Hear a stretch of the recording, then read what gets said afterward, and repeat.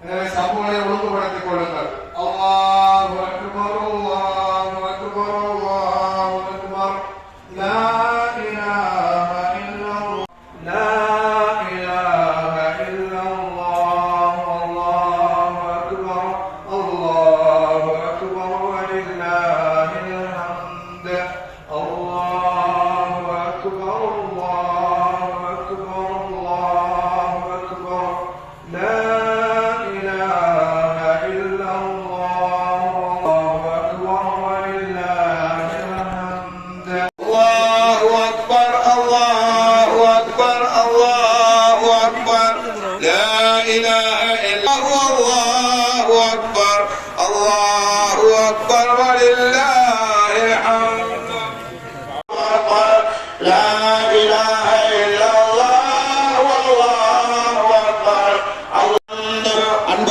சகோதர சகோதரிகளே, உங்களுக்கு என தரப்படுகின்ற அறிவுறுத்தலின் பிரகாரம் உரிய இடங்களிலே போய் அமர்ந்து கொள்ளுவீர்களாக.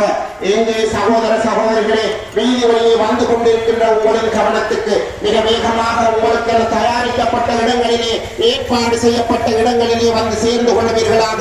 இதுவும் உங்களுக்கு தரப்படுகின்ற அறிவுறுத்தலின் பிரகாரம் ஆண்கள் உங்களுடைய இடங்களை தெரிவு செய்து கொள்ளுவீர்களாக.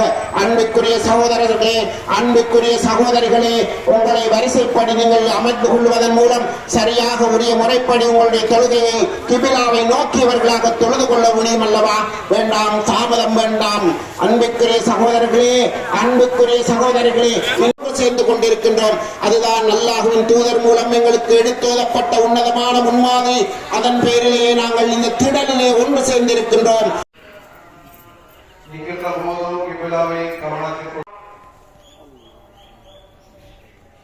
இறைவனுக்கு கீழ்ப்படிந்து உங்கள் உறவையும் பாடத்தையும் துறந்து உங்கள் ஆன்மாவோடு போராடியவர்களே, இது உங்களுக்குரிய பிறநாள் தினம். இது உங்களுக்குரிய நாள். இரவெல்லாம் முதலடித்து வீதிகளிலே அழைத்து திரிந்து அல்லாஹ்வை மறந்து தெரிந்தவர்களுக்குரிய நாள் அல்ல இது. நோன்பிருந்த உண்மையான முஸ்லிம்கள் தங்கள் சந்தோஷத்தை வெளிப்படுத்தும் ஒரு நாள், ஈதுல் ஃபித்ர் திருநாள். நீங்கள் எதிர்பார்த்து காத்திருந்த பரிசு வழங்கும் நாள். அல்லாஹ்வின் தூதர் ஸல்லல்லாஹு அலைஹி வஸல்லம் அவர்கள் சொன்னதாக ஒருவர் ஈனமான ஹதீஸிலே குறிப்பிடப்படுவது போன்று, இந்த ஈதுல் ஃபித்ர் பெருநாள் வருகிற போது வீதிகளிலே, அதன் நுழைவாயில்களிலே வானவர்கள் நின்று கொண்டு உறக்க கூவார்கள், முஸ்லிம்களே, நன்மைகளை வாரி வழங்கி அதற்கு பகரமாக பெரும் கூலியை தரும் கண்ணியமிக்க இறைவனிடம் நிறைந்து வாருங்கள் என்று அவர்கள் அழைப்பார்கள். இரவிலே தொழும்படி உங்களுடைய ரப்பு உங்களுக்கு கட்டளையிட்டால் நீங்கள் சொல்வீர்கள். பகலில் நோன்பு நோக்கும்படி உங்களுடைய ரப்பு உங்களுக்கு கட்டளையிட்டால் அடிபணிந்தீர்கள். எனவே உங்கள் பரிசுகளை பெற்றுக் கொள்ளும் ஒரு நாள் இது என்பதை அன்புக்குரியவர்களே நீங்கள் மறந்து விடாதீர்கள்.